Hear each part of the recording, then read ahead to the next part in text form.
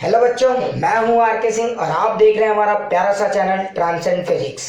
तो चलिए आज हम लोग डिस्कशन को आगे बढ़ाते हैं। पिछले क्लास में हम लोगों ने ऑलरेडी डिस्कस किया हुआ है कि किसी भी डायपोल के कारण इलेक्ट्रिक फील्ड एक्सियल लाइन में कैसे निकाला जाता है। आज हम लोग डिस्कस करेंगे electric field due to dipole at any point on the equatorial line. जैसा कि मैंने आपको बताया था, अगर ये हमारा एक डायपोल है और ये इसका एक डायपोल मोमेंट है जो कि निगेटिव चार्ज इधर है और पॉजिटिव चार्ज इधर है, तो डायपोल मोमेंट का डायरेक्शन इधर से इधर है। इस लाइन को हम लोग कहते हैं एक्सियल लाइन, क्लियर, और इस लाइन को हम लोग कहते हैं इक्वेटोरियल लाइन। याद है ना? Very good. अच्छा, आज हम पिछले क्लास में हम लोग डिस्कस किए थे कि इस लाइन पे, इस पॉइंट पे इलेक्ट्रिक डायपोल कैसे निकालते हैं, है ना। लेकिन आज हम लोग डिस्कस करेंगे कि इसके इक्वेटोरियल लाइन पे किसी भी पॉइंट पे इलेक्ट्रिक डायपोल कैसे निकालेंगे। ठीक है, तो चलिए कहानी को यहीं से शुरू करते हैं और फिर जैसे जैसे बातें बढ़ेंगी, ठीक है, स्टोरी अपने आप बनता चला जाएगा। चलिए आगे बढ़ते हैं। तो खैर, जैसे देखिए हम लोग एक सिंपल सा गेम एज्यूम करते हैं कि ये हमारा एक डायपोल है, ठीक है, दिस इज माइनस चार्ज और ये एक हमारा प्लस चार्ज है। अच्छा, डायपोल में दो इक्वल और अपोजिट चार्ज होते हैं, उनके बीच में कुछ डिस्टेंस होता है। तो पिक्चर को थोड़ा बड़ा करके दिखाने के लिए मैंने थोड़ा डिस्टेंस को ज्यादा ले लिया। ये है डिस्टेंस। मैंने आपको क्या बताया था, इसको 2a लेते हैं, है ना। तो ये आपका डिस्टेंस 2a है। अच्छा सर, अगर ये हमारा पिक्चर है और मैं निकालना चाहता हूं इस डायपोल के कारण इलेक्ट्रिक फील्ड किसी भी पॉइंट में, तो देखिए ये हमारा, ठीक है, ये जो हमारा लाइन है, ये लाइन हो गया हमारा इक्वेटोरियल लाइन। क्यों? क्योंकि डायपोल मोमेंट का डायरेक्शन इधर से इधर है। ध्यान से देखिए, सो this is the direction of dipole moment. Clear है ना? आप एकदम क्लियरली देख ऑब्जर्व कर रहे होंगे। तो ये हमारा डायरेक्शन ऑफ डायपोल मोमेंट है। अच्छा, अगर सोचिए ये हमारा डायरेक्शन ऑफ डायपोल मोमेंट है, तो ये हो गया हमारा इक्वेटोरियल लाइन और ये हो गया हमारा एक्सियल लाइन। तो आज हम लोग डिसाइड करेंगे कि किसी भी पॉइंट को अगर हम लोग सेलेक्ट करते हैं, इस पूरे गेम में किसी भी पॉइंट को, इक्वेटोरियल लाइन में किसी भी पॉइंट को सेलेक्ट करेंगे, तो इन दोनों डायपोल के कारण इलेक्ट्रिक फील्ड यहाँ पे कैसे निकाला जाएगा। ठीक है। अच्छा, एक बात बताइए, डायपोल किस चीज से बना है? तो वो तो 2 पॉइंट चार्जेस से बना है ना। ऑब्वियस सी बात है। अगर वो 2 पॉइंट चार्जेस से बना है तो मैं उन दोनों पॉइंट चार्जेस का किसी भी पॉइंट पे इलेक्ट्रिक फील्ड निकाल लूंगा और उसका सुपर इम्पोजिशन कर दूंगा। तो आप जानते ही हो कि यहाँ पे 2 पॉइंट चार्ज है और इन दोनों पॉइंट चार्ज के कारण यहाँ पे नेट इलेक्ट्रिक फील्ड अगर मैं निकाल लेता हूं तो समहाउ मैं ये क्लियर कर लूंगा कि यहाँ पे इलेक्ट्रिक फील्ड क्या है। तो डायपोल के कारण इलेक्ट्रिक फील्ड निकालना सिंपल ऐसा ही है जैसे किसी 2 पॉइंट चार्ज के कारण इलेक्ट्रिक फील्ड निकाल रहे हैं। बस अंतर क्या होगा, एक उसमें पॉजिटिव होगा और दूसरा हमारा नेगेटिव होगा। That the point. अच्छा, इंपॉर्टेंट तो ये ठीक है सर, लेकिन एक इंटरेस्टिंग पॉइंट ये है कि डायरेक्शन पहले क्लियर किया जाए। क्यों? याद कीजिए, है ना। तो हम लोग थोड़ा सा इसको डायरेक्शन क्लियर करते हैं कि यहाँ पे इस डायपोल के कारण इलेक्ट्रिक फील्ड का डायरेक्शन कैसा होगा। ठीक है, तो सोचिए अगर आपने इस पॉइंट को सिलेक्ट किया, जरा ध्यान से देखिए। तो मैं जिस पॉइंट की बात कर रहा हूं उस पॉइंट को जरा ध्यान से देखिए। अगर मैंने इस पॉइंट को सिलेक्ट किया तो इसके कारण भी यहाँ पे इलेक्ट्रिक फील्ड होगा, इसके कारण भी यहाँ इलेक्ट्रिक फील्ड होगा और इसके कारण भी यहाँ इलेक्ट्रिक फील्ड होगा ना। Very good. अच्छा भाई, ये पॉजिटिव चार्ज है तो ये यहाँ पे इस पॉइंट पे कैसे देगा इलेक्ट्रिक फील्ड?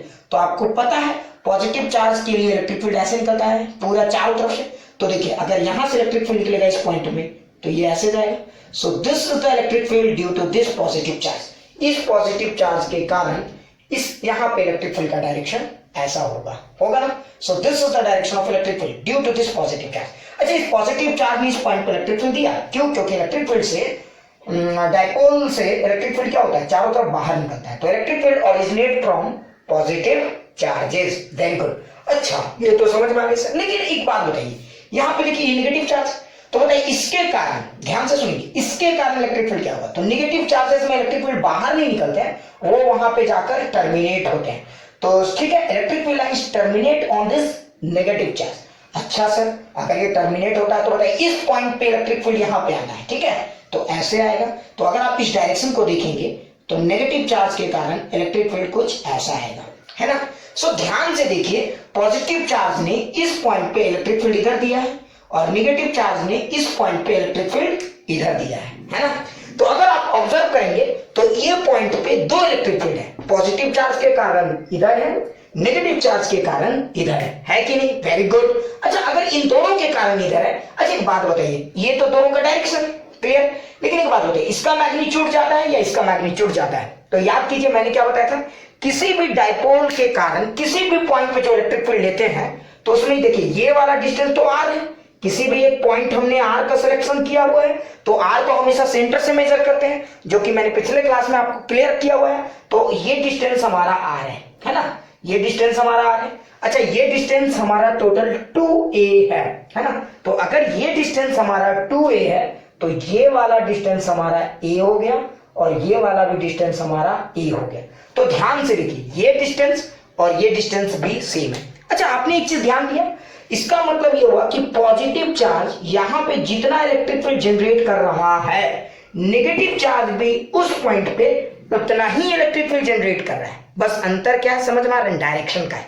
पॉजिटिव चार्ज इधर दे रहा है, पॉजिटिव चार्ज किधर दे रहा है? इधर दे रहा है, और नेगेटिव चार्ज इधर दे रहा है। अच्छा आप इन दोनों का रिजल्टेंट सोचेंगे तो आप खुद सोचिए, अगर आपके पास दो इलेक्ट्रिक फील्ड है, एक ऐसे ध्यान से देखिए ये वाला वेक्टर और ये वेक्टर, तो देखिए और ये दोनों वेक्टर का मैग्नीट्यूड सेम है और सेम एंगल से ओरिएंट है ना, तो आप बताइए इन दोनों का रिजल्टेंट किधर जाना चाहिए? जरा सोचिए। तो ये और ये वेक्टर का रिजल्टेंट इधर जाएगा, है ना। आप वेक्टर कॉम्बिनेशन कर सकते हैं, जो करना है कीजिए, लेकिन आपको समझ में आ गया होगा कि इसका वेक्टर रिजल्टेंट इधर जाएगा। मतलब इन दोनों का नेट वेक्टर का जो डायरेक्शन है वो किधर होगा? तो इधर की तरफ होगा ना। तो ध्यान से देखिए ये जो होगा आपका नेट रिजल्टेंट होगा। क्लियर? अच्छा आपने एक चीज ध्यान दिया, this is the direction of net electric field, ये है हमारा नेट इलेक्ट्रिक फील्ड का डायरेक्शन। अच्छा एक चीज आप सोचो, है ना, आपने एक चीज ध्यान दिया होगा, इलेक्ट्रिक फील्ड का डायरेक्शन इधर है। आप एक चीज ऑब्जर्व करना, यहाँ पे डायपोल मोमेंट का डायरेक्शन इधर है, ध्यान से देखिए। तो डायपोल मोमेंट का डायरेक्शन इस साइड है, बट इलेक्ट्रिक फील्ड का डायरेक्शन इस साइड है। और ये कहीं फील भी आता है कि ऐसा क्यों है ना।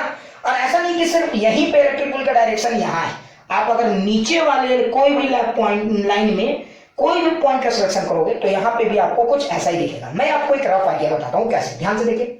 ये हमारा नेगेटिव चार्ज, ये हमारा पॉजिटिव चार्ज, एक रफ आइडिया दे रहा हूँ। तो देखिए ये हमारा एक डायपोल है, तो आप यहाँ पे अगर कोई पॉइंट ले तो इक्वेटोरियल लाइन में, तो इसके कारण इलेक्ट्रिक फील्ड इधर है ना, इसके कारण इलेक्ट्रिक फील्ड इधर, ठीक है। अच्छा इस पॉइंट पे इसका भी प्रभाव है, इस पॉइंट पे इसका भी इंफ्लुएंस है, तो दोनों का रिजल्टेंट इधर होगा। ध्यान से देखिए, तो आपने ऑब्जर्व किया होगा, ये रहा हमारा इलेक्ट्रिक फील्ड का डायरेक्शन और ये रहा हमारा डायपोल मोमेंट का डायरेक्शन। ध्यान से देखिए, दोनों के डायरेक्शन में 180 डिग्री का डिफरेंस है ना। ध्यान से देखिए। अच्छा ऐसा नहीं कि सिर्फ इस लाइन में कोई भी पॉइंट होगा इलेक्ट्रिक फील्ड का डायरेक्शन इधर ही होगा, और आप अगर यहाँ पे भी लेते हो तो आपको ये बात फील आती होगी। ध्यान से देखिए, अगर आप यहाँ पे भी लोगे तो देखिए इस पॉजिटिव के कारण इलेक्ट्रिक फील्ड का डायरेक्शन इधर, इस नेगेटिव के कारण इलेक्ट्रिक फील्ड का डायरेक्शन इधर, तो रिजल्टेंट तो यही हमारा आना है। सो this is the direction of the resultant. मतलब एक बात तो तय है कि इलेक्ट्रिक फील्ड का डायरेक्शन हमेशा इधर है ना। तो एकदम क्लियर हो जाए, एकदम क्लियर डायपोल मोमेंट में क्या खास बात है। अगर आप देखोगे तो याद कीजिए, पिछले क्लास में मैंने बताया था कि डायपोल मोमेंट में जब आप एक्सियल लाइन लेते हो, ध्यान से सुनिए, ये हमारा एक्सियल लाइन था, ध्यान से देखिए ये हमारा एक्सियल लाइन था, तो इलेक्ट्रिक फील्ड का डायरेक्शन हमेशा एक्सियल लाइन में उधर ही होता था जिधर डायपोल मोमेंट होता था। तो अगर ये आपका एक्सियल लाइन है और आप यहाँ पे कोई पॉइंट लोगे तो इलेक्ट्रिक फील्ड का डायरेक्शन इधर ही होगा। ठीक है, समझ में आ रहा है ना मैं क्या कह रहा हूं। लेकिन अगर आप यहाँ पे कोई पॉइंट लोगे इक्वेटोरियल में तो वो हमेशा opposite to the direction of dipole moment होगा, कहीं पे भी। ठीक है, और आप इसको फील भी कर सकते हो, आप ऑब्जर्व करोगे तो ये बिल्कुल सही भी आपको फील आएगा। क्यों? ध्यान से देखिए, अगर आप किसी भी डायपोल के कारण इलेक्ट्रिक फील्ड का डिजाइन बनाइए, कोई भी डायपोल के कारण, ठीक है, एक शॉर्ट हो या लॉन्ग हो कोई फर्क नहीं पड़ता, आप गेम को समझिए। ये हमारा एक नेगेटिव चार्ज है, एक पॉजिटिव चार्ज है। याद कीजिए मैंने आपको इलेक्ट्रिक फील्ड के डायग्राम में ये चीज सिखाया था। अच्छा आप जरा ध्यान से देखिए, अगर आप इसके इलेक्ट्रिक फील्ड के डिजाइन को बनाएंगे तो कैसा बनेगा, है ना। तो ये तो आपका डायपोल मोमेंट है, ध्यान से देखिए, ये आपका क्या है, डायपोल मोमेंट का डायरेक्शन है। आप एक काम करिए, देखिए इलेक्ट्रिक फील्ड का डिजाइन कैसा बनेगा यहाँ, तो आप देखिए एक पॉजिटिव से नेगेटिव चार्ज में जाएगा इलेक्ट्रिक फील्ड, है ना। और ध्यान से देखिए यहां से एक पॉजिटिव जनरेट होगा, अगर ये चार्ज नहीं होता तो ये इलेक्ट्रिक फील्ड फ्रीली जाता, ऐसे जाता। लेकिन यहाँ पे चूंकि नेगेटिव चार्ज है, आप देखेंगे कि इस पूरे पॉइंट में इलेक्ट्रिक फील्ड का डायरेक्शन यही इधर ही होना है, इधर। ध्यान से देखिए, हमेशा डायपोल मोमेंट के अपोजिट। ध्यान देंगे डायपोल मोमेंट इधर है, देखिए डायपोल मोमेंट को मैं ब्लू से दिखाता हूं ताकि आप कंफ्यूज ना हो। तो ये है हमारा डायपोल मोमेंट P, है ना, डायपोल मोमेंट। लेकिन देखिए इलेक्ट्रिक फील्ड को अगर आप देखेंगे तो हर पॉइंट पे इधर की तरफ है। इसलिए आप देखे होंगे कि जब भी इलेक्ट्रिक फील्ड का जो डायग्राम बनता है वो यहां से जाके ऐसे हो जाता है। तो यहाँ पे इलेक्ट्रिक फील्ड का डायरेक्शन ऐसा दिखेगा, यहाँ पे आपको ऐसा दिखेगा, यहाँ पे आपको ऐसा दिखेगा। दैट्स व्हाई अगर आप कोई भी पिक्चर जब देखेंगे डायपोल का तो इस तरह का पिक्चर दिखता है। इससे एकदम क्लियर होता है कि डायरेक्शन ऑफ इलेक्ट्रिक फील्ड हमेशा इस साइड है। दोनों तरफ सिमेट्रिकल होगा, अलग बातों में समझाने के लिए अलग। लेकिन आप यहाँ पे अच्छा आप देखो, अगर आप इसका तो समझ में आ गया होगा कि देखिए आप ध्यान से देखिए, तो इस इलेक्ट्रिक फील्ड को आप ऑब्जर्व करोगे तो इस इलेक्ट्रिक फील्ड इस पॉइंट का डायरेक्शन इधर है। आप यहाँ पे ऑब्जर्व करोगे इसका भी डायरेक्शन इधर है, जो कि एकदम प्रूव करता है कि इक्वेटोरियल लाइन में डायपोल मोमेंट और इलेक्ट्रिक फील्ड का डायरेक्शन, इक्वेटोरियल लाइन में डायपोल मोमेंट और इलेक्ट्रिक फील्ड का डायरेक्शन हमेशा अपोजिट होता है। ठीक है, अच्छा से। लेकिन अगर आप कोई एक्सियल लाइन को ऑब्जर्व करोगे तो आपको दिखेगा एक्सियल लाइन में क्या होता था, यहां पे देखिए तो इलेक्ट्रिक फील्ड बाहर निकलता था और ये इंफिनिटी की तरफ जाता और इधर आके टर्मिनेट होता था। तो देखिए यहाँ इलेक्ट्रिक फील्ड का डायरेक्शन हमेशा डायपोल मोमेंट के साथ है। तो अगर आप कोई डायपोल मोमेंट का इलेक्ट्रिक फील्ड का ग्राफ भी देखोगे तो ये आपको वही सजेशन दे रहे हैं। ठीक है, तो मैं कहना क्या चाह रहा था, एक शॉर्ट में बताता हूं, ध्यान से देखिए। एक ही पिक्चर बनाऊंगा, ज्यादा नहीं। तो अगर आप 2-3 पिक्चर बनाते हैं तो देखिए एक ऐसा है ना बाहर वाला, मैं डायपोल मोमेंट है ये हमारा पी। एक देखिए बाहर वाला पिक्चर ऐसा, इलेक्ट्रिक फील्ड यहां से गया तो देखिए इस पॉइंट को देखिए तो डायपोल इलेक्ट्रिक फील्ड का डायरेक्शन इधर है, डायपोल मोमेंट इधर। अच्छा, और आप देखिए ये एक्सियल लाइन है तो इसका इलेक्ट्रिक फील्ड का डायरेक्शन ऐसा है ना। तो इस पॉइंट में लीजिए या इस पॉइंट में डायपोल मोमेंट और इलेक्ट्रिक फील्ड दोनों का डायरेक्शन सेम है। लेकिन आप इस पॉइंट को लीजिए या इस पॉइंट को, डायपोल मोमेंट और इलेक्ट्रिक फील्ड दोनों का डायरेक्शन अपोजिट है। तो एक पहला डिफरेंस यहीं से क्लियर होता है कि इक्वेटोरियल लाइन में इलेक्ट्रिक फील्ड का डायरेक्शन हमेशा डायपोल मोमेंट के अपोजिट में होता है। ठीक है, दे आर एंटी पैरेलल। ये एक बेसिक पॉइंट। अच्छा ठीक है, ये तो हम लोग समझ गए हैं। अगला हमारा टारगेट ये है कि सर ये तो क्लियर हो गया है ना, इस पे एक बहुत ही अच्छे न्यूमेरिकल्स भी किए जा सकते हैं, तो उस पर अभी हम लोग अभी डिस्कस करेंगे इन बाद में। ठीक है, अच्छा ध्यान से सुनिए। अब मुझे निकालना है यहाँ पे नेट इलेक्ट्रिक फील्ड। अच्छा एक बात बताइए, तो मुझे नेट इलेक्ट्रिक फील्ड निकालना है तो मैं कैसे निकालूंगा? अब हम लोग कर रहा हूं मैथमेटिकल कॉन्सेप्ट है ना, तो चलिए मैथमेटिकल पार्ट को थोड़ा सा हम लोग फोकस करते हैं। तो थोड़ा सा ध्यान से देखते हैं। Let this B charge Q, let this B charge Q. अच्छा, जिस पॉइंट का हमने सिलेक्शन किया है उसका डायपोल से कुछ डिस्टेंस तो मेजर करेंगे। So let this distance be R, ये हमारा डिस्टेंस आर है यहां से यहां तक। अच्छा सर, अब आप बताइए, अच्छा एक बात बताइए, ये वाला अगर हमने एंगल थीटा लिया, ठीक है, तो ये एंगल भी थीटा हुआ, ये क्लियर है, सिमेट्री। ध्यान से देखिए ए आर है ना, ये दोनों ट्रायंगल एकदम सिमिलर नहीं है, कॉन्ग्रुएंट भी है। ठीक है, चलिए अच्छा सर, अब आप सोचेंगे कि ठीक है सर ये तो हो गया। अच्छा यहां पे देखिए, इसने जितना इलेक्ट्रिक फील्ड जनरेट किया, क्या यहाँ पे इसने भी उतना ही किया? बिल्कुल किया, तो उतना ही। ठीक है, अगर आप अब इसको सॉल्व करेंगे तो नेट इलेक्ट्रिक फील्ड इधर है। अब सवाल उठता है कि सर ये जो नेट इलेक्ट्रिक फील्ड है ये आया कैसे, है ना। तो आप ध्यान से देखिए, डायरेक्शन तो मैं क्लियर कर चुका हूं। अगर आप इस इलेक्ट्रिक फील्ड को देखेंगे तो ये आपका ई है, ध्यान से देखिए ये आपका ई है, और इसको भी देखेंगे तो ये भी आपका ई है। क्यों? से दोनों का मैग्नीट्यूड सेम है। ध्यान से सुने, क्योंकि दोनों चार्ज सेम है, और वो पॉइंट जहां से चार्ज का इलेक्ट्रिक फील्ड डिसाइड करना है वो पॉइंट भी चार्ज से डिस्टेंस सेम है। तो आप ध्यान से देखिए, इलेक्ट्रिक फील्ड का दो फॉर्मूला है, एफ बाई क्यू है ना, और एक फॉर्मूला हमारा के क्यू बाई आर स्क्वायर। तो यहां पे यूज करेंगे हम लोग डायरेक्ट मेथड, के क्यू बाई आर स्क्वायर। क्यों? क्योंकि हमें सोर्स डायरेक्ट दिया हुआ है ना।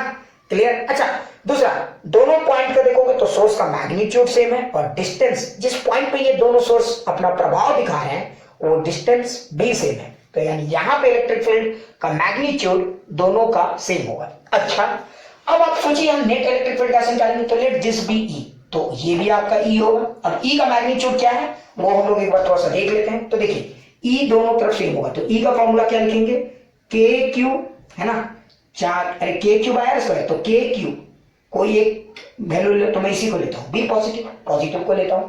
तो ये हो गया हमारा के, ये हो गया हमारा क्यू, और डिस्टेंस तो ये वाला डिस्टेंस आर, ये वाला डिस्टेंस आर। लेकिन सवाल होता है ये वाला डिस्टेंस आर स्क्वायर, अब इस आर स्क्वायर की जगह मैं क्या लिखूंगा, तो देखो के क्यू बाई, ये तो दिया हुआ नहीं है मुझे, ये आर और ये आर दिया रहता है। डायपोल में हमेशा डिस्टेंस कहां से मेजर करते हैं, सेंटर से, याद है ना, पिछले क्लास में मैंने बताया है। तो ये आर यहां से लेंगे, तो देखिए आर स्क्वायर की जगह क्या लिख सकते हैं, this R square is basically r square plus a square. So this is the formula for electric field due to this charge as well as this charge on this point, है ना, अंदर सिर्फ डायरेक्शन का है। अब सवाल होता है, जरा ध्यान से देखिए, अच्छा ये इलेक्ट्रिक फील्ड इस भाई साहब ने दिया, ये इलेक्ट्रिक फील्ड इस भाई साहब ने दिया, अब दोनों का इलेक्ट्रिक फील्ड को देखिए। तो अच्छा एक बात बताइए, इसको मैं रिजॉल्व भी करके सॉल्व कर सकता हूँ या फिर आपको जो मेथड आता है आप कीजिए, लेकिन मैं रिजॉल्व का यूज करता हूँ। अच्छा ये थीटा है, तो क्या ये पॉइंट भी हमारा थीटा है? ध्यान से देखिए, है ना। अच्छा ये थीटा है तो हमारा ये पॉइंट भी थीटा है। तो सोचिए, अगर आप सोचिए, इस पिक्चर को थोड़ा सिंप्लीफाई करता हूं मैं, तो देखिए ये आपका ई है ना, और ये भी आपका ई है, ठीक है, इन दोनों का रिजल्टेंट निकालना है। अच्छा ये आपका थीटा है और ये भी आपका थीटा है। अच्छा देखिए, इस ई को दो कंपोनेंट में आप तोड़ सकते थे, ध्यान से देखिए, एक इधर आता और एक इधर आता, है ना, ये थीटा, तो देखिए ये कंपोनेंट कहलाता ई कॉस थीटा। अरे इस इलेक्ट्रिक फील्ड का एक डायरेक्शन, एक कंपोनेंट इधर होता ई कॉस थीटा, और इसका एक कंपोनेंट इधर होता है जिसको हम लोग क्या कहते हैं, ई साइन थीटा। क्लियर? अच्छा उसी तरह इस इलेक्ट्रिक फील्ड का भी एक कंपोनेंट तोड़ते, तो यहां तोड़ते तो थोड़ा एक जैसा दिखता है, इसलिए मैं थोड़ा सा दूर करके तोड़ देता हूं। देखिए यहां पे देखिए, तो अगर इसको हम लोग तोड़ेंगे तो ये हमारा आएगा ई कॉस थीटा और ये हमारा आएगा ई साइन थीटा, है ना। तो अगर आपने ध्यान दिया होगा, तो जब हम लोग दो इलेक्ट्रिक फील्ड के कंपोनेंट को तोड़ रहे हैं, ठीक है, तो आप देखोगे कि इसका ये वाला कंपोनेंट दोनों का ऐड होगा।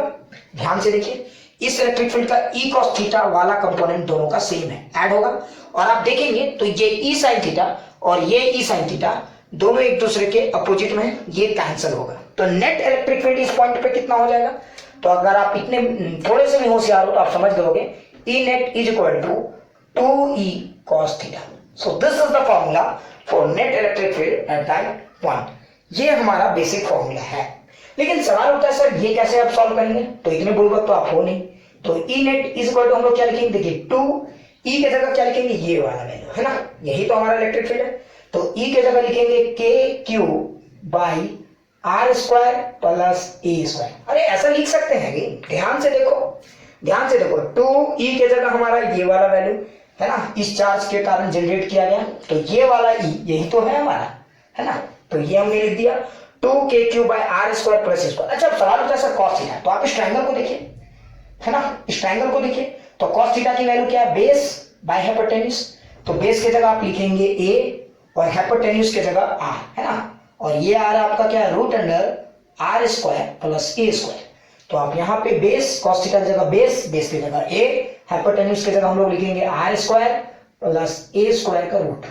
क्लियर? Very good.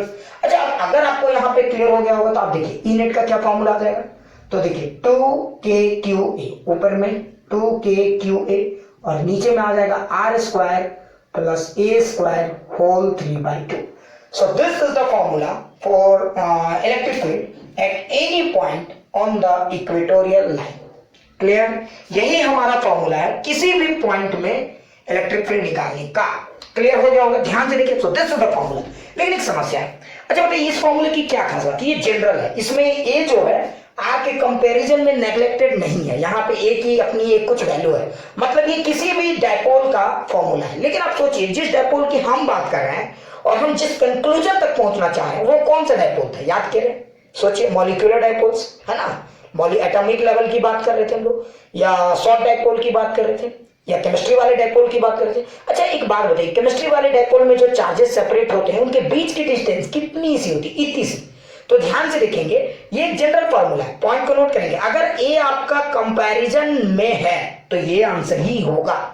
लेकिन कभी कभी शॉर्ट डायपोल्स, अगर एग्जाम में दिया हुआ है शॉर्ट डायपोल्स, मॉलिक्यूलर डायपोल्स, या जो भी डायपोल्स, जो प्रैक्टिकल लाइफ वाले डायपोल्स, मैं समझ गए होगा मैं क्या कह रहा हूं, अगर उन डायपोल्स की बात होगी तो इस फॉर्मूला को थोड़ा बहुत आप रीडिफाइन कर सकते हैं। ठीक है, आंसर ये भी सही है, लेकिन उसमें क्या फायदा होता है आपको, वो अप्रोक्सीमेटली एक इजी और रिलायबल पोर्टेबल फॉर्मूला है ना, पोर्टेबिलिटी उसकी ठीक ठाक है, मतलब आप उसको याद रख सकते हो, उसको बार बार यूज कर सकते हो, है ना। क्लियर? तो इसको मैं और थोड़ा सा लिटिल बिट रीअरेंज कर देता हूं। तो फॉर छोटा डायपोल, फॉर शॉर्ट डायपोल, आप एक कंडीशन इसमें लगा सकते हो, A is much much less than R, है ना।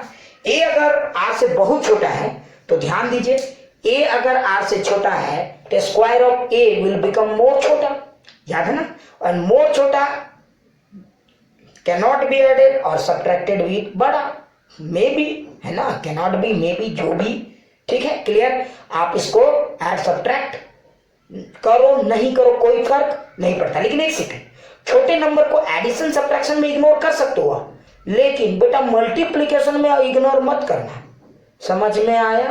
क्लियर? नहीं तो पूरी कहानी पलट सकती, क्योंकि आपको पता है जीरो भी जब पहाड़ से टकराता है तो जीरो हो जाता है, समझ रहे हो ना, मल्टीप्लिकेशन के फॉर्म में। इसीलिए छोटे नंबर्स मल्टीप्लिकेशन में या डिवीजन में बड़े इंपॉर्टेंट रोल प्ले करते हैं। एडिशन और सब्ट्रैक्शन में उनके इंपॉर्टेंस को आप इग्नोर कर सकते हो। तो आप ध्यान से देखिए, मैं यहाँ पे कौन कौन से सेगमेंट को इग्नोर कर सकता हूँ। तो अगर अब मैं net electric field due to short dipole की बात करूंगा तो मैं इसी क्वेश्चन को क्या लिख सकता हूँ, ध्यान से देखिए, ये 2 के क्यू। कुछ लोग बोलेंगे सर ए को इग्नोर करता, मार के गर्दा हो जाएगा, समझ में आ रहा है ना, चमड़ी उधेड़ देंगे। यहाँ ए की जगह क्या लिखेंगे, तो देखिए ए को आप इग्नोर नहीं कर सकते क्योंकि ये मल्टीप्लाइड फॉर्म है। अच्छा, यहाँ पे इग्नोर कर सकते हैं सर, तुम लोग का हाथ जो है ना खुजली होता है, बार बार इग्नोर कर दे सर, इग्नोर कर दे, तो कर दो, ठीक है, तो इसको इग्नोर कीजिए। अगर आप इसको इग्नोर करोगे तो देखो ये क्या हो जाएगा, आर क्यू, है ना, आर क्यू, ठीक है। तो इस फॉर्मूले को देख के कुछ लोगों का मन ललच रहा होगा कि सर इस फॉर्मूले को थोड़ा और अट्रैक्टिव बना दीजिए, फैसिनेटिंग बना दीजिए। बिल्कुल बनाया जा सकता है। आप ध्यान से देखिए, अगर आप इस फॉर्मूले को थोड़ा सा और अच्छे से देखोगे तो देखो चार्ज और ए है, चार्ज और सेपरेशन डिस्टेंस बिटवीन चार्ज, याद है डाइपोल मोमेंट होता है। तो अगर ये क्यू और ये 2 और ए को देखोगे तो इनके बीच में गहरा रिश्ता है, याद कीजिए, क्यू और 2a के बीच का रिश्ता क्या कहलाता है, सोचिए ये रिश्ता क्या कहलाता है। कुछ लोग को कुछ और याद आ रहा है, अरे बेवकूफो, ये रिश्ता डाइपोल मोमेंट कहलाता है, ठीक है। तो q इंटू 2a क्या लिखेंगे, बोलिए, k q into 2p, q into 2a, p हो गया। अगर लोग नहीं सर q इंटू a ना p होता, मार के गर्दा उड़ा देंगे, देखो 2a, ठीक है। तो q इंटू 2a बन गया हमारा p बाई आर क्यूब। तो ध्यान से देखिए, this is the net, this is the formula for, ठीक है, electric field at any point on the equatorial line due to short dipole. तो याद करेंगे ये शॉर्ट डाइपोल या मॉलिक्यूलर डाइपोल, ये उसका फॉर्मूला है, शॉर्ट डाइपोल का है, ठीक है, तो कंफ्यूज नहीं होना है। और ये जो फॉर्मूला है आपका जनरल, ये आपका जनरल किसी का, मतलब आपको करना क्या है पहले ये समझिए। तो अगर एग्जाम में ये डेरिवेशंस आते हैं बोर्ड में तो आपको कुछ नहीं करना, आप समझ गए होंगे, आपको मैथमेटिक्स करना है। अगर शॉर्ट डाइपोल दिया है तब आप ये मान के एज्यूम करके आगे बढ़ेंगे, और अगर नहीं कुछ दिया है, सिर्फ जनरल कंपेरेबल लेंथ है बोल दिया है, ठीक है, तो फिर ये ही इसका जनरल फॉर्मूला है। ये नहीं कि जब भी प्लस और माइनस देखे बेटा ये फॉर्मूला लिख दिया, ना मुन्ना ना। अगर डाइपोल है, शॉर्ट डाइपोल है तब, और अगर सिर्फ q minus q plus q distance by separated 2a दिया हुआ है तो फिर आप इग्नोर नहीं कर सकते, ठीक है। खैर मैं क्या कह रहा हूं समझ गए होंगे। So this is the formula for electric field due to, ठीक है, डाइपोल। लेकिन एक सेकंड, अभी तक फॉर्मूला लिखे जा रहे हो क्या, या देखे जा रहे हो वीडियो? अरे बेवकूफ, अकल लगा, ये फॉर्मूला ध्यान से देखो, कुछ तो दिमाग क्लिक किया होगा, अब समझ में आया होगा कि ये फॉर्मूला तो एकदम मिलता जुलता है किसके, electric field due to dipole at any point on the axial line वाला। तो ये एक्सियल लाइन वाला इलेक्ट्रिक फील्ड का फॉर्मूला जैसा ही तो है, बस थोड़ा अंतर है। जरा याद करो क्या अंतर है, हाँ सोचो, सोचिए, वेरी गुड, अंतर है, ठीक है ना। और वो देखो, अगर आप यही आपका एक्सियल होता तो ये होता 2kp बाई आर क्यूब, याद कीजिए, और ये आपका क्या है, इक्वेटोरियल है, तो यहाँ पे सिर्फ कितना है, kp by R cube. Clear? चलिए वेरी गुड, मेरा सोचिए। कुछ लोगों ने सो बोला सर सोचना बंद कर दिया आजकल हम लोग, ठीक है। चलिए यहाँ तक क्लियर हो गया, मिटा दूं, तो देखिए वेरी गुड, तुम लोग के लिए क्या है, स्टॉप मारोगे, छाप लोगे, है ना, तो कोई इशू तो है नहीं। अब चलिए हम लोग इस गेम को समझते हैं, ठीक है। अब हम लोग कंपेयर करेंगे। अब हम लोग बेसिकली क्या करेंगे, कंपेयर करेंगे, ठीक है। तो चलिए जरा ध्यान से देखते हैं क्या कंपेयर करने वाले हैं। तो देखिए हम लोगों ने आपको क्या बताया था, किसी भी डाइपोल के कारण, ध्यान से सुनिए, अगर एक डाइपोल है, ये हमारा है डाइपोल मोमेंट, ठीक है, ये हमारा क्या है, डाइपोल मोमेंट। क्लियर? अच्छा सर, अब किसी ने आपको पूछा कि इस डाइपोल के कारण बताइए इलेक्ट्रिक फील्ड, ठीक है, इस डाइपोल के कारण बताइए इलेक्ट्रिक फील्ड, इस डाइपोल के कारण बताइए इलेक्ट्रिक फील्ड। इस पॉइंट पे उतनी ही डिस्टेंस लेंगे हम लोग r, और यहां से भी उतनी ही डिस्टेंस लेंगे हम लोग r, यहां पे भी ये भी r, ठीक है। बताइए इलेक्ट्रिक फील्ड क्या होगा, ठीक है, जरा ध्यान से देखिए। अच्छा एक बात बताइए, अगर ये हमारा डाइपोल है तो बताइए ये एक्सियल लाइन है ना, ये हमारा कौन सा लाइन है, एक्सियल लाइन। तो देखिए एक्सियल लाइन में electric field due to dipole का फॉर्मूला क्या होगा, ध्यान से देखिए। तो हम लोग क्या लिखेंगे, चूंकि डाइपोल मोमेंट का डायरेक्शन वही होता है जो इलेक्ट्रिक फील्ड का डायरेक्शन होता है, तो यानी यहाँ इलेक्ट्रिक फील्ड का डायरेक्शन ये होगा। ये तो क्लियर, पहले डायरेक्शन लिखिए, ठीक है। तो एक्सियल लाइन में, फिर से सुनिए, एक्सियल लाइन में डाइपोल मोमेंट का डायरेक्शन वही होगा। अगर बहुत दिक्कत आ रहा है तो चुपचाप इलेक्ट्रिक फील्ड का जो डायग्राम है वो ड्रॉ कीजिए, आपको खुद ब खुद फील आ जाएगा, ठीक है। ये हो गया हमारा, और यहाँ पे डायरेक्शन किधर होगा, इधर होगा, ध्यान से देखिए, यहाँ इधर होगा, है ना। तो डायरेक्शन दोनों का देखिए एकदम जस्ट अपोजिट है। क्लियर। यहाँ पे डायपोल मोमेंट के साथ 180 डिग्री है, ध्यान से देखिए, और यहाँ डायपोल मोमेंट के साथ इस इलेक्ट्रिक फील्ड का एंगल 0 डिग्री। अच्छा सर, एंगल तो क्लियर हो गया। मतलब कि अगर ये हमारा एक डायपोल है तो किसी ने पूछा भाई साहब बताइए इसके कारण इलेक्ट्रिक फील्ड यहाँ पे किधर की तरफ है, तो इधर की तरफ। यहाँ पे किधर है, इधर की तरफ। कुछ लोग बोलेंगे सर जनरल पॉइंट का बाद में बताएंगे, मरो मत, ठीक है, जिंदा रहोगे तब सीखोगे। आगे बढ़ते हैं। क्लियर। तो मैं क्या कह रहा हूँ समझ गए। अच्छा सर, ठीक है। तो ध्यान से देखो, तो इधर की तरफ, इधर की तरफ। क्लियर। अच्छा आप एक बात बताओ, अगर इधर की तरफ है, इधर की तरफ है, तो बोलो क्या करेंगे, इधर का डायरेक्शन। अच्छा ये तो क्लियर हो गया। अब सोचो मुझे क्या निकालना है, मैग्नीट्यूड। बताइए मैग्नीट्यूड में दोनों में लिख दीजिए KP by R cube. KP by R cube दोनों का ये कॉमन होगा। फिर अंतर क्या होगा, ध्यान रखिए, कहां ज्यादा स्ट्रॉन्ग होता है इलेक्ट्रिक फील्ड, यहाँ कितना होता है, 2 टाइम्स ज्यादा होता है, इससे 2 टाइम्स ज्यादा होता है। बस अब ध्यान से देखिए, तो KP बाई आर क्यूब, यहाँ पे 2 KP by R cube, KP by R cube. सब कुछ क्लियर है, कहीं किसी को दिक्कत सोच लीजिए, ठीक है। तो ये हो गया पूरा खेल। तो एकदम मैं शॉर्ट में आपको पूरा खेल समझाता हूँ। देखिए अगर आपको किसी ने पूछा कि electric field due to dipole बताइए, तो पहले आप ये देखिए कि वो एक्सियल है या इक्वेटोरियल। एक्सियल पॉइंट में इलेक्ट्रिक फील्ड का वैल्यू कितना होता है समझ गए होगे। तो एक्सियल पॉइंट में कोई भी पॉइंट का सिलेक्शन करोगे तो इलेक्ट्रिक फील्ड का डायरेक्शन और डायपोल मोमेंट का डायरेक्शन हमेशा सेम होगा, ठीक है। मैग्नीट्यूड कितना होगा, तो 2 KP by R cube. Clear. K क्या है, 1/4 पाई एप्सिलॉन नॉट है ना, कंफ्यूज मत हो जाना, ठीक है।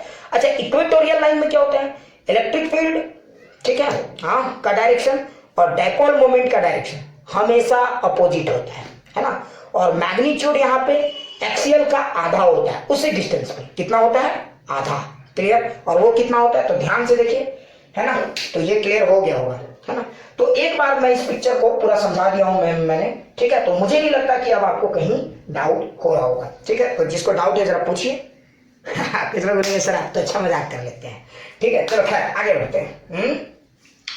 तो ठीक है, तो चलिए अब हम लोगों ने थियोरेटिकल पोर्शन को सीख लिया है, ठीक है। कुछ लोग बोल रहे होंगे कि sir electric field due to dipole at any general point का क्या होगा, तो उसको हम लोग डिस्कस करेंगे नेक्स्ट वीडियो में, ठीक है। क्लियर। एकदम टेंशन मुक्त रहिए, आप बिल्कुल बिंदास पढ़ते रहिए, मैं हूं ना, डोंट टेक टेंशन, ठीक है। चलिए खैर आगे बढ़ते हैं। तो अभी हम लोग कुछ बेसिक न्यूमेरिकल से कहानी को शुरू करेंगे ताकि आपका कंसेप्चुअल पावर इसमें बढ़ जाए। तो जैसे एक छोटा सा न्यूमेरिकल से हम लोग शुरू करते हैं, ध्यान से देखिए। मान लीजिए कि हमारे पास एक डायपोल है, ठीक है, ये एक हमारा डायपोल है, ठीक है। ध्यान से सुनिए इस सवाल को, ये एक हमारा डायपोल है और ये एक पॉइंट है, ये पॉइंट फिक्स है, ठीक है। ये हम इसी पॉइंट की बात कर रहे हैं, एक P पॉइंट है हमारा, P पॉइंट है और ये डायपोल है। अच्छा इस डायपोल के कारण यहाँ पे कुछ इलेक्ट्रिक फील्ड तो है, ध्यान से सुनिएगा सवाल को, अच्छा सवाल है, मतलब बेसिक सवाल है। अच्छा अब मैंने क्या किया, इस डायपोल को इसी पॉइंट में 90 डिग्री एंटी क्लॉकवाइज में घुमा दिया। कितना डिग्री में, 90 डिग्री। ध्यान से सुनिए, मैंने 90 डिग्री एंटी क्लॉकवाइज में घुमा दिया। तो ध्यान से सुनिए, ये डायपोल यहां था तो इसका इलेक्ट्रिक फील्ड का डायरेक्शन कुछ था, इलेक्ट्रिक फील्ड का डायरेक्शन कुछ था, मुझे नहीं पता कितना था, लेकिन किधर था, ठीक है, इलेक्ट्रिक फील्ड का डायरेक्शन था। अब देखिए उसके बाद मैंने क्या पूछा है कि जैसे ही मैंने इस डायपोल को 90 डिग्री एंटी क्लॉकवाइज घुमाया है, कितना डिग्री, 90 डिग्री, ठीक है। ये तो क्लियर दिख रहा होगा, 90 डिग्री एंटी क्लॉकवाइज, तो यानी यहां पे भी इलेक्ट्रिक फील्ड का डायरेक्शन पलटा होगा, जरूर पलटा होगा सर, है ना। इलेक्ट्रिक फील्ड का डायरेक्शन पलटा होगा। कुछ लोग बोलेंगे सर इसी कारण से सर नहीं पढ़ते हैं। इसमें मुझे एक बड़ा ही फेमस डायलॉग याद आता है, ठीक है, कोई मूवी का होगा, ठीक है, तो जिसमें बड़ा ही अच्छा डायलॉग है कि साहेब पढ़ाई से डर नहीं लगता है, फिजिक्स से लगता है, ठीक है। खैर चलो, तो सवाल क्या क्लियर है ना। तो ये है हमारा डायपोल जिसका यहाँ पे मुझे इलेक्ट्रिक फील्ड दिया हुआ है, या कुछ भी बोला है कि मैंने इस डायपोल को 90 डिग्री एंटी क्लॉकवाइज घुमाया, तो यहाँ पे भी इलेक्ट्रिक फील्ड गोता खाया है। तो बताना है कि इलेक्ट्रिक फील्ड कितना डिग्री से रोटेट किया है। ऑप्शंस ये है, ध्यान से देखिए।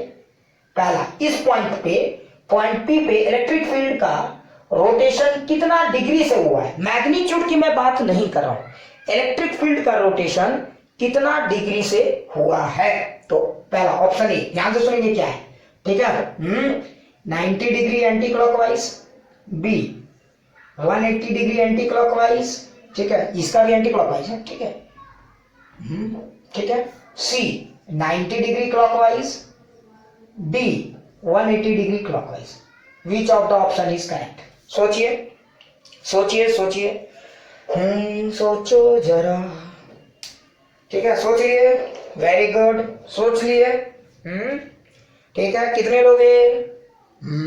वाह, क्या बात है। बी ये भी सही है, सी ये भी सही है, डी ये भी सही है। चलो देखते हैं कौन एग्जैक्टली में सही है। ठीक है, कुछ लोगों ने तो सोच लिया होगा, आंसर भी निकाला। ठीक है, अच्छा, इस सवाल को अगर आप एनालाइज करोगे तो आपको एक चीज क्लियर पता चलेगा कि इस डायपोल के कारण इलेक्ट्रिक फील्ड यहां मुझे किधर की तरफ है। पहले ये सोचिए, ये डायपोल ऐसे था, ध्यान से देखिए, ये डायपोल ऐसे था, तो इसके कारण इलेक्ट्रिक फील्ड इस पॉइंट पे किधर था? इधर था, है ना। अब कुछ लोगों ने सर इधर कैसे था, मार के गर्दा उड़ा देंगे। डायपोल मोमेंट ये पहले ऐसे था ना, तो ये पॉइंट इसके एक्सियल लाइन में आता है ना, और याद है मैंने बताया था डायपोल मोमेंट का डायरेक्शन और इलेक्ट्रिक फील्ड का डायरेक्शन एक्सियल लाइन में सेम होता है रे बाबा। अगर कंफ्यूजन है तो प्रूव भी कर लेना, लेकिन क्लियर तो है ना। Very good. अच्छा, जैसे मैंने इसको रोटेट किया, यही डायपोल यहां पे आ गया, ध्यान से देखिए, यहां पे आ गया।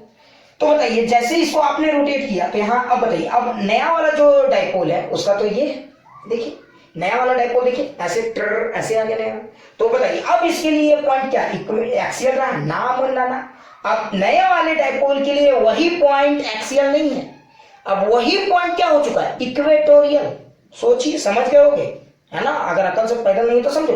अब ये नया डायपोल है, तो नया ओरिएंटेशन हो गया डायपोल का। तो जैसे ही आपने डायपोल का ओरिएंटेशन बदला, यही पॉइंट इस डायपोल के लिए अब क्या हो गया? इक्वेटोरियल। और अगर यही पॉइंट इस डायपोल के लिए इक्वेटोरियल हो गया, तो अब बताइए इलेक्ट्रिक फील्ड का डायरेक्शन किधर होगा? जरा सोचिए, समझ गए होगे, स्मार्ट तो हो तुम लोग। तो ध्यान से देखो, अब इस डायपोल के लिए, ध्यान से देखना, इस डायपोल के लिए इलेक्ट्रिक फील्ड का डायरेक्शन अपोजिट होगा। क्यों? क्योंकि ये इक्वेटोरियल है। तो बताइए इलेक्ट्रिक फील्ड, इसके याद है ना, इक्वेटोरियल पॉइंट में क्या होता है? डायपोल मोमेंट का डायरेक्शन और इलेक्ट्रिक फील्ड का डायरेक्शन अपोजिट होता है। तो देखिए, इस ब्लैक वाले डायपोल के लिए इलेक्ट्रिक फील्ड का डायरेक्शन ब्लैक होगा, ब्लू वाले डायपोल के लिए इलेक्ट्रिक फील्ड का डायरेक्शन ब्लू होगा। समझ गए होगे जनाब? क्यों? क्योंकि ब्लैक वाले के लिए एक्सियल में था, लेकिन ब्लू वाले के लिए यही पॉइंट अब बन चुका था इक्वेटोरियल। और याद होगा, है ना, दोनों अपोजिट में होते हैं। तो ध्यान से देखिए, यहां पे इलेक्ट्रिक फील्ड इधर से इधर गया, यहां पे इलेक्ट्रिक फील्ड इधर से इधर गया। कुछ समझ में आया? देखिए, यहां पे भी 90 डिग्री बन रहा है, लेकिन यहां पे किधर घूमा था? Anti clockwise. यहां पे किधर घूमा? क्लॉकवाइज। तो इसका सही जवाब है सी, है ना। समझ गए होगे मैं क्या कह रहा हूं? अगर नहीं समझ में तो एक जरा और फील कर लेते हैं, कुछ ढक्कन होते हैं, क्या करें। देखो, आज लोग समझ के आगे बढ़ा देंगे, समझ गए ना। अच्छा सोचिए, ये हमारा डायपोल है, ये पॉइंट है। अच्छा बताइए, ये पॉइंट है, तो बोलिए क्या होगा? जरा सोचिए, समझ गए होगे। अरे ये तो पॉइंट एक्सियल है, तो ये भाई साहब के कारण इलेक्ट्रिक फील्ड ऐसे होगा। लेकिन जैसे ही आपने इस भाई साहब को रोटेट किया, अब बताइए यही पॉइंट क्या हो गया? बताइए, यही पॉइंट अब इसके लिए एक्सियल बन चुका है। ध्यान से देखिए, ये सॉरी इक्वेटोरियल। यही पॉइंट अब इसके लिए क्या बन चुका है? इक्वेटोरियल। तो अगर डायपोल मोमेंट इधर है, ऊपर की तरफ है, तो इलेक्ट्रिक फील्ड नीचे होगा, है ना। तो ध्यान से देखिए, तो जैसे ही आपने, देखिए ये ऐसे हुआ है, जैसे ही आपने इसको 90 डिग्री क्लॉकवाइज रोटेट किया है, ये देखिए ऐसे, है ना, इसको 90 डिग्री एंटी क्लॉकवाइज रोटेट किया, इलेक्ट्रिक फील्ड 90 डिग्री क्लॉकवाइज हो चुका है। क्लियर? तो ये हमारा क्वेश्चन नंबर 1 था। मुझे लगता है ये क्वेश्चन बहुत सारे लोगों ने बनाया होगा। बेसिक क्वेश्चन था, जो डायरेक्शन पर बेस्ड और इक्वेटोरियल और एक्सियल पहचानने के लिए था। ठीक है, चलिए हमारा क्वेश्चन 2 क्या है, थोड़ा सा देखते हैं हम लोग। कुछ बेसिक क्वेश्चन डिस्कस करना है अभी बहुत ज्यादा हॉचपॉच आपसे मैं नहीं करवा रहा। क्वेश्चन नंबर 2 थोड़ा सा एनालाइज करेंगे। ठीक है, समझ में आ रहा है सबको? Very good. देखिए 2, थोड़ा सा ध्यान देखिए। मान लीजिए कि हमारे पास एक डायपोल है, ठीक है, यहाँ पे नेगेटिव चार्ज है, और ये डायपोल है, इसका डायपोल समझ लो ना, और यहाँ पे एक पॉजिटिव चार्ज है। ठीक है, अब मैंने क्या किया, सेम डिस्टेंस आर लिया है मैंने, सेम डिस्टेंस आर। ठीक है, सेम डिस्टेंस आर लिया इस पॉइंट से, यहां से भी आर डिस्टेंस लिया, यहां से भी आर लिया। ठीक है, यहां से भी आर। ये पॉइंट है हमारा ए। डिस्टेंस देखो, ध्यान से देखेंगे, ए का डिस्टेंस इस डायपोल से और बी का डिस्टेंस इस डायपोल से सेम है। क्या है? सेम है। तो आपको बताना है कि कौन सा ऑप्शन सही है। ठीक है, देखिए, E A is equal to twice of E B, B E A is equal to EB/2 C। Clear हो रहा है ना, सवाल समझ में आ रहा है ना। EA is equal to minus of EB, B EA is equal to minus of twice EB। जरा सोचिए which of the option is correct. सोच लिए। Very good. पहला एक काम करते हैं, आप देखिए कैसे पहचानेंगे कि कौन सा ऑप्शन सही है या गलत है ना। तो एक काम करते हैं हम लोग, पहले देखिए कि ये पॉइंट्स कौन सा। अच्छा डिस्टेंस तो सेम है, देखिए इसकी डिस्टेंस यहां से, इसकी डिस्टेंस यहां से सेम ली गई है। हाँ सर। अब मेरा टारगेट क्या है, ध्यान से सुनिए। अगर इसकी भी डिस्टेंस यहां से वही है, इसकी भी डिस्टेंस यहां से वही है, तो बताइए कहां का इलेक्ट्रिक फील्ड ज्यादा स्ट्रांग होगा। याद कीजिए, तो यानी यहां पे इलेक्ट्रिक फील्ड का मैग्नीट्यूड होगा 2kp/r3, है ना, और यहां पे इलेक्ट्रिक फील्ड का मैग्नीट्यूड होगा kp/r3। तो इलेक्ट्रिक फील्ड एट ए हमेशा ज्यादा स्ट्रॉन्गर होगा, ये बात तो क्लियर है ना। और वो हमेशा कितना होगा, 2 टाइम्स ऑफ बी होगा। क्लियर। तो कुछ लोग बोलेंगे हाँ सर। देखिए पहला ये तो बात क्लियर कीजिए कि ये वाला आंसर यूं ही गलत है। सोचिए क्यों गलत है ये, कुछ लोग तो ये समझ ही नहीं पाएंगे। देखिए दोनों पॉइंट अगर सेम दूरी पे है तो दोनों का इलेक्ट्रिक फील्ड कभी भी मैग्नीट्यूड कभी भी सेम नहीं हो सकता। तो ये वाला आंसर मैग्नीट्यूड के पॉइंट ऑफ व्यू से गलत है। ठीक है, गलत होने का कारण क्या, मैग्नीट्यूड का पॉइंट ऑफ व्यू इसमें, है ना। अच्छा इसको देखिए, यहां पे भी गलती है। ये किस कारण से गलत है आप ऑब्जर्व कीजिए। तो ये गलत है मैग्नीट्यूड के पॉइंट ऑफ व्यू से, क्योंकि इलेक्ट्रिक फील्ड एट ए हमेशा 2 times of electric field of B होना चाहिए था। मतलब ये 2 टाइम्स ऑफ ईबी होता। ईबी में जितना होगा इलेक्ट्रिक फील्ड का मैग्नीट्यूड, यहां भी उतना होना चाहिए था, है ना। तो दोनों को अगर आप ऑब्जर्व करेंगे तो ये तो एकदम क्लियर दिखा रहे हैं कि ई जो है वो उसका आधा है, जो कि एकदम प्योर गलत है। यहां पे इलेक्ट्रिक फील्ड कमजोर हो ही नहीं सकता, है ना। तो बी भी गलत है मैग्नीट्यूड के पॉइंट ऑफ व्यू से। अच्छा अब हमारा आंसर रहा ए और डी। तो अब ध्यान से देखो, तो ऐसा ही झलक में लग सकता है ए सही है टिक मार के आएंगे ना, बुड़बक ना। ध्यान से देखो, याद करो, आप सोचो अच्छा ये डाइपोल मोमेंट है ना, हाँ ये डाइपोल मोमेंट है कि नहीं। तो इसके कारण यहाँ पे इलेक्ट्रिक फील्ड का डायरेक्शन इधर होगा। ध्यान से देखो, समझ गए होगे कि अरे पगलेट इधर होगा ना, वेक्टर है ना इलेक्ट्रिक फील्ड। क्लियर। अच्छा इसके कारण इधर होगा, तो इसके इस डाइपोल के कारण इस पॉइंट पर इलेक्ट्रिक फील्ड का डायरेक्शन किधर होगा, इधर होगा। सोचो क्यों, समझ गए होगे, इतने भी बुड़बक तुम लोग नहीं हो। तो देखो डायरेक्शन अपोजिट है रे बाबा। ये भाई साहब ऑप्शन ए क्या कह रहा है आपसे, ऑप्शन ए कह रहा है कि ए पे इलेक्ट्रिक फील्ड डबल है और डायरेक्शन सेम है ना। डायरेक्शन तो कुछ है, तो डायरेक्शन सेम कभी हो ही नहीं सकता। ये बात तो आपको भी मैंने बता दिया था, क्योंकि एक डायपोल के कारण यहाँ पे अगर इलेक्ट्रिक फील्ड इधर है तो एक्सियल में, तो इक्वेटोरियल में अपोजिट होता है। तो ध्यान से देखिए 180 डिग्री का अंतर है। तो ये गलत किस पॉइंट ऑफ व्यू से, समझ गए होगे। ये गलत है आपका मैग्नीट्यूड के पॉइंट ऑफ व्यू से नहीं, ये गलत है आपका डायरेक्शन के पॉइंट ऑफ व्यू से। तो ये भी गलत हो गया, ये भी गलत हो गया, ये भी गलत हो गया। ध्यान से देखिए बचा कौन, तो बचा है ये आपका, है ना। तो देखिए इसमें क्या खास बात है, देखिए मैग्नीट्यूड भी इसका सही है, बोल रहा है कि E is twice of magnitude, और डायरेक्शन भी सही, electric field at A is negative of electric field at B. तो देखिए इलेक्ट्रिक फील्ड बी इधर है, उसका नेगेटिव करोगे तो ए का नेगेटिव डायरेक्शन ये। तो इसका करेक्ट आंसर कौन सा है, डी। क्लियर। तो it's correct answer is D. मुझे लगता है ये सवाल भी आपको समझ में आ गया होगा। क्लियर। चलिए थर्ड सवाल और डिस्कस कर लेते हैं। हाँ क्लियर हो गया है ना, सबको समझ में आ रहा होगा। Very good. थर्ड सवाल, एक और सवाल डिस्कस कर लेते हैं, ठीक है। हाँ एक थोड़ा सा अच्छा सवाल डिस्कस कर लेते हैं। अच्छा सोचिए, चलिए यहां तक क्या हो गया। अच्छा डाइपोल के कुछ बेसिक सवाल तो हम लोग कर चुके हैं, न्यूमेरिकल का एनालिसिस भी कर लिए, ठीक है, एकदम बेसिक से कर रहे हैं हम लोग। अच्छा एक और सवाल हम लोग डिस्कस करते हैं। चलिए थोड़ा सा अच्छा सवाल आज का डिस्कस कर लेते हैं। जैसे मान लीजिए कि हमें 2 डाइपोल दे दिया गया है, ध्यान से सुनेंगे, हमें 2 डाइपोल दे दिया गया, ध्यान से सुनेंगे, ठीक है। देखिए एक डाइपोल इधर है, लेट दिस इज पी, ठीक है, ये हमारा क्या है, पी, है ना। ध्यान से देखिए ये हमारा पी है, ठीक है, ये हमारा पी है। और इसी पॉइंट में एक और डाइपोल है हमारे पास, ठीक है, इसी पॉइंट में एक और डाइपोल है। ये डाइपोल है हमारा √3p, ये डाइपोल कितना है हमारा √3p, ठीक है, ध्यान से सुनेंगे। और ये भी शॉर्ट डाइपोल्स है।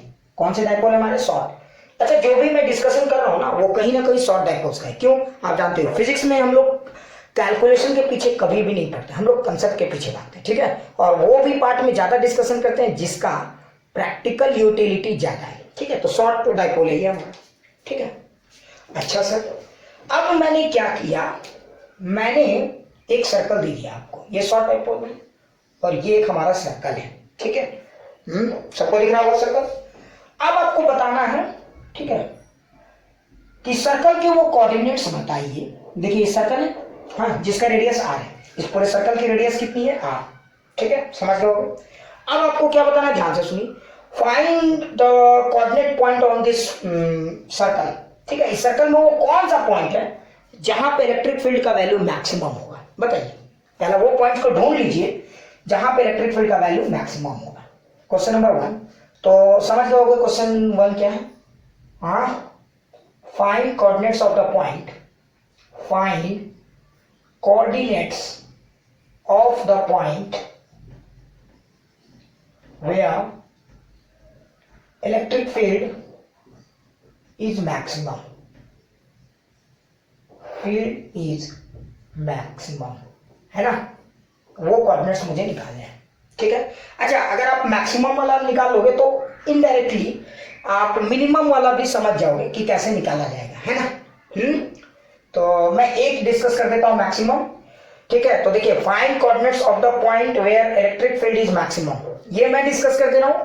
और वो कौन सा कोऑर्डिनेट पॉइंट्स होगा जहां पे इलेक्ट्रिक फील्ड मिनिमम होगा, ये आपको कमेंट बॉक्स में लिखना है, ठीक है। मैं देखता हूं कुछ भी लोग रिस्पॉन्स नहीं देते, जो कि गलत बात है, हाँ, ठीक है। चलिए आगे बढ़ते हैं हम लोग। तो चलिए कैसे डिस्कस करेंगे। कुछ लोग तो सोच रहे होंगे सर कैसे निकालेंगे सर, ये तो गुनाह है सर, कैसे को सर, अगर एक होता सर तो खुशी खुशी बोल देते यहाँ इलेक्ट्रिक फील्ड मैक्सिमम होगा और यहाँ पे मिनिमम होगा, ठीक है। एक और चीज मैं आपको आगे जब पढ़ाऊंगा तो ये प्रूव करके बता दूंगा कि इलेक्ट्रिक फील्ड हमेशा एक्सियल में मैक्सिमम होता है और इक्वेटोरियल में मिनिमम होता है, ठीक है। ये प्रूव करूंगा, उसके लिए चिंता नहीं करना है, ये मैं अगले वीडियो में पढ़ाऊंगा। अभी मेरा फोकस क्या है, ये वीडियो जो जिन लोगों को बोर्ड तक की तैयारी करनी है या नीट वगैरह तक का जाना है, उनके लिए बस आज तक का ही वीडियो काफी है, ठीक है। अगला वीडियो उनके लिए होगा जो थोड़ा सा एक्स्ट्रा जानने की कोशिश करते हैं, ठीक है ना। तो चलिए आगे बढ़ते हैं। बोर्ड तक के लिए ठीक है, मतलब ठीक है, कंपटीशन के लिए थोड़ा सा और जान सकते हो, ठीक है, क्योंकि आसमान से गिरोगे तब तो खजूर पे लटकोगे, नहीं तो खजूर से गिरोगे तो सीधा जमीन पे लटकोगे, है ना। तो खैर समझ लोगे। तो बोर्ड वाले लोग बस ये आज लास्ट है, इसमें थोड़ा सा ध्यान से देखेंगे। तो देखो, इलेक्ट्रिक फील्ड जो होता है वो एक्सियल लाइन में मैक्सिमम होता है और इक्वेटोरियल लाइन में मिनिमम होता है। क्यों एक्सियल लाइन में मैक्सिमम होता है मैंने बताया है तो अभी नहीं है, लेकिन अभी फिलहाल एक शॉर्ट बता देता हूं आपको, इसका जरूरत बोर्ड में नहीं है। वो इसलिए क्योंकि देखोगे यहाँ पे 2 kp/r³ होता है और यहाँ पे कितना होता है kp/r³, तो ये मैक्सिमम वैल्यू मान लोगे आप और ये मिनिमम। इसका प्रूफ हम लोग नेक्स्ट वीडियो में देंगे, ठीक है। किसी को चिंता नहीं करनी है, ठीक है ना। अब हर चीज एक दिन में आप नहीं जान सकते, आप समझ गए मेरा पढ़ाने का स्टाइल कैसा है। मैंने एकदम सिंपल, मैं बहुत बेसिक से उठता हूँ, ऐसा नहीं करता हूँ कि मैं बहुत अचानक से टफ कर देता हूँ, ठीक है, अचानक से हाईफाई बात करने लगता हूँ, नहीं, ठीक है। मैं जमीन से जुड़ा हुआ इंसान हूँ, ठीक है। तो चलिए आगे बढ़ते हैं। तो खैर अब यहाँ पे इस कहानी को हम लोग समझेंगे कि इलेक्ट्रिक फील्ड मैक्सिमम कहाँ होगा, ठीक है, इसके कारण। तो इतना तो क्लियर है कि अब सवाल होता है सर ये तो इस सवाल को कैसे सॉल्व करेंगे, है ना। आप लोग ट्राई कर रही होगी इतना देर के बहसबाजी में। अच्छा देखो, अगर सिर्फ ये डाइपोल होता तो ये बहुत आसान होता, अगर एक लाइन में होता तो ये बहुत आसान होता, यहाँ पे मैक्सिमम होता और यहाँ क्या होता मिनिमम। लेकिन यहाँ पे तो 2 है, देखो इस पॉइंट को लोगे तो ये तो यहाँ मैक्सिमम करना चाह रहा है, लेकिन ये बेटा मिनिमम करना चाह रहा है, ये तो एक समस्या है। और अगर आप यहाँ पे लोगे इस पॉइंट पे तो ये मैक्सिमम करना चाह रहा है, तो ये भाई साहब सपोर्ट नहीं कर रहा है, तो ये तो समस्या है। मतलब अगर दोनों को बारी बारी से पूछोगे ना, भैया तुम्हारा क्या है उसका क्या है, तो कंफ्यूज हो जाओगे। सब लोगों का राय आप नहीं ले सकते, ठीक है ना। हाँ, आप सब लोगों को एक साथ हैप्पी मूड में नहीं ला सकते, ठीक है। You can not make all the man happy at the same time, है ना। ये बहुत ही फेमस स्टेटमेंट है। तो फिर मैं क्या करूंगा, तो मैं काम करता हूं, इन सब ये जो सब है उनको एक कर देते हैं। हम सब एक है कि थेसिस पे काम करते हैं, क्योंकि ये वेक्टर है तो वेक्टर में तो एक बड़ा ही कॉमन थेसिस है, हम सब एक है, तो इन सबको एक करो। वेक्टर में एक करने का तरीका क्लियर है, दोनों का वेक्टर एडिशन करेंगे, ठीक है। अच्छा, अगर आप इन दोनों को वेक्टर एडिशन करेंगे तो आपको क्या दिखेगा, ध्यान से देखो, है ना। और ये मैंने पहले बोल चुका हूं कि ये सर्कल रेडियस आता है, दोनों का वेक्टर एडिशन करो तो देखो एक p है और एक √3p है ना। अच्छा, आप जब इन दो वेक्टर को ऐड करोगे तो बताओ इसका रिजल्टेंट कैसा है, आप भी समझ लोगे। तो देखो, जब आप इन दोनों वेक्टर को ऐड करोगे तो इसका जो रिजल्टेंट यहां कहीं आएगा, है ना। और जब पाइथागोरस एडिशन करोगे तो ये बन जाएगा 2p। क्लियर, हाँ कर लेना, मेरे घर से बैठे मत हो। अच्छा, ये एंगल कितना हो, देखो ये √3 है ये देखो √3p है, ये p है, तो परपेंडिकुलर बाई बेस, तो ये आ जाएगा 60 डिग्री। समझ गए होगे मैं क्या कहना चाहूँ। तो आप इन दोनों वेक्टर को जब ऐड करोगे तो एक रिजल्टेंट वेक्टर आएगा, है ना, और वो रिजल्टेंट वेक्टर कैसा आएगा, है ना, तो ये 60 डिग्री एंगल बनाएगा, ऐसा कुछ। ये हो गया आपका रिजल्टेंट वेक्टर। अब आपको इन दोनों को इंडिविजुअली देखने की जरूरत नहीं है, ये जो भाई साहब बोलेगा जहां मैक्सिमम वही मैक्सिमम, है ना। तो अभी देखो ध्यान से देखो, ये हो गया हमारा रिजल्टेंट वेक्टर, ठीक है। ये इन दोनों का रिजल्टेंट हो गया। आप समझ गए कहानी में क्या ट्विस्ट है। अगर ये इन दोनों का रिजल्टेंट हो गया, आप बोलो क्या होगा, तो इन दोनों को आप इग्नोर कर सकते हो। अब आप देखोगे तो बताओ इसका एक्सियल लाइन कौन सा है, ध्यान से देखो, तो ये वाले पॉइंट इसके एक्सियल लाइन में आते हैं, ये और ये मैंने सर्कल के पॉइंट बोले थे, ये इसका एक्सियल लाइन है, ठीक है। और आप समझ गए इसका इक्वेटोरियल लाइन कौन सा है, ये वाला है ना, तो ये इसका इक्वेटोरियल लाइन है, क्लियर। और ये भाई साहब कितना एंगल बना हुआ है, 60 डिग्री। तो बताओ इस डायपोल के कारण, आप देखो नेट इलेक्ट्रिक फील्ड अब इस डायपोल का निकालो, ये जहां बोलेगा मैक्सिमम, ये दोनों मिलकर वहां कंट्रीब्यूट जो भी करेंगे उन दोनों का कंट्रीब्यूट उसी पॉइंट में मैक्सिमम होगा। भले इसका मैक्सिमम ना हो, मैक्सिमम इसका ना हो, लेकिन दोनों का कंट्रीब्यूशन मैक्सिमम होगा। क्यों, ऑब्वियस बात है, एक जिस समय बढ़ रहा था दूसरा घट रहा था, तो वो पॉइंट तो आ ही नहीं सकता, कोई दूसरा पॉइंट होगा, है ना। तो खैर अब ये पॉइंट या ये पॉइंट ऐसे हैं जहां पे इन दोनों डायपोल्स के कारण इलेक्ट्रिक फील्ड मैक्सिमम होगा। तो ये कौन से पॉइंट होगा, ये या ये, है ना। समझ में आ गया होगा। कुछ लोग बोलेंगे हाँ सर ये तो क्लियर हो गया, ठीक है। अब सवाल उठता है कि सर वो वैल्यू कितना होगा, वो कोऑर्डिनेट, तो अब आप इतने बुर्बक तो नहीं हो, है ना। तो देखिए ये तो क्लियर हो चुका है, ये हमारा मेरा था आर, मैंने बताया था रेडियस आर है, तो ये कोऑर्डिनेट निकालो, ये दोनों पॉइंट होंगे। अच्छा यहाँ पे भी इलेक्ट्रिक फील्ड का डायरेक्शन इधर ही होगा नेट, और यहाँ पे भी देखो नेट ऐसे ही होगा, ठीक है। इक्वेटोरियल का मैं आप पे छोड़ रहा हूँ, वो आप मुझे बताओगे, ठीक है। अच्छा एक बात बताओ, अब यहाँ पे देखोगे तो ये पॉइंट कैसे निकाल जाएगा। अरे बोलो कि यार है, इस ट्रायंगल को ड्रॉ कर लो, तो देखो एक्स कोऑर्डिनेट और वाई कोऑर्डिनेट, है ना, तो ये एक्स हो गया, ये वाई हो गया। तो इसका कोऑर्डिनेट लिख दो आराम से। तो कोऑर्डिनेट कौन सा होगा, तो एक्स इक्वल टू क्या लिखेंगे, आर कॉस 60 डिग्री, ध्यान से देखो, तो एक्स हो गया आर कॉस 60 डिग्री, वाई कौन सा हो गया, ध्यान से देखो, आर साइन 60 डिग्री। तो ये हमारे दो कोऑर्डिनेट्स हो गए जहां पे कि हमारा इलेक्ट्रिक फील्ड मैक्सिमम होगा, ठीक है। तो ये कोऑर्डिनेट पॉइंट हो गया।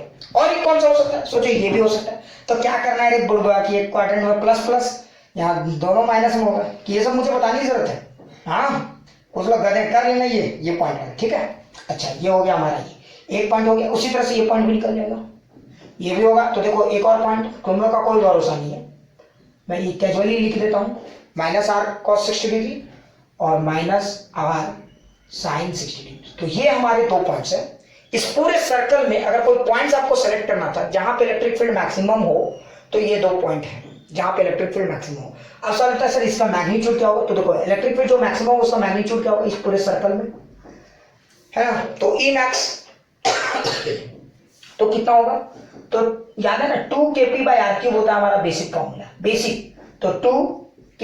अच्छा यहाँ p ही हमारा 2p है, तो p की जगह 2p/r³, तो r की जगह ये वाला r³। मैंने बोला था ये शॉर्ट डायपोल है ना।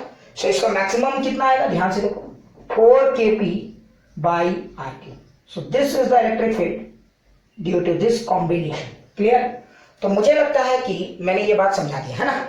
मिनिमम आप निकाल के मुझे कमेंट बॉक्स में बताओगे वो कोऑर्डिनेट पॉइंट कौन से हैं और मिनिमम वैल्यू कितनी होगी, ठीक है। तो आप बने रहिए हमारे साथ और नेक्स्ट वीडियोस में हम लोग डिस्कस करेंगे, नेक्स्ट क्लास में हम लोग डिस्कशन करेंगे कि डायपोल के बीच में किस तरह का इंटरेक्शन होता है। मतलब बेसिकली हम लोग वैन डर वाल फोर्सेस निकालने की कोशिश करेंगे और इसका थोड़ा सा एडवांस वर्जन पढ़ेंगे, किसी भी जनरल पॉइंट में इलेक्ट्रिक फील्ड कैसे निकाला जाता है, क्लियर। तो चलिए आज के लिए इतना ही।